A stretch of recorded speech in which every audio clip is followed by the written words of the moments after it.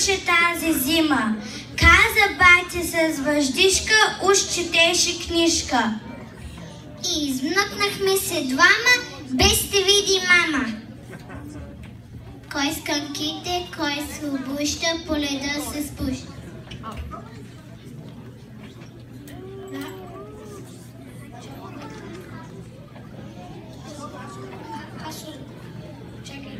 Аз ударих си ръката, скъсах си яката. Бате треше припряно лявото коляно.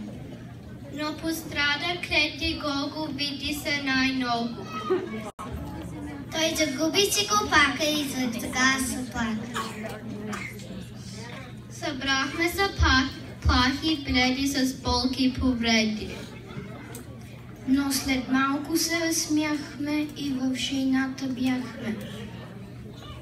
Карай да се наиграем, па макар да знаем, че след днешната празалка ще ядем топалка. Браво! Браво! Аплодисменти за трети клас.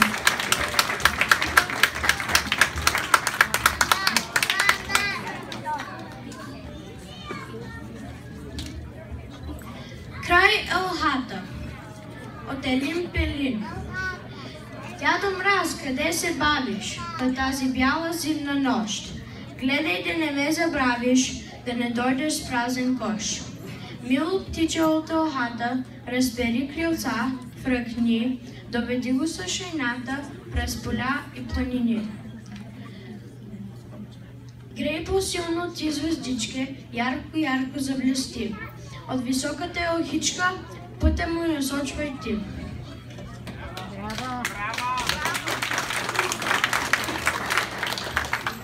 Коледа. Сняг на облаци се вдига, дядо Коледа пристига. В златна хубава шейна, чак от стара планина. Звън, звън, звън, звънци звънят, в сладък сън децата спят. Но да знаем, той ще носи, ще вдигат шум без край.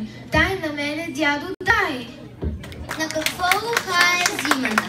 Зимата луха е на снежинки и златисти, бабени милинки. Рано сутринта на игра голяма, вечер пък на приказки до мама. Ала ароматът и най-ярък неначакан коледен подарък. Благодарим на учениците от пети клас. За сега нека да чуем и децата от езиковата група.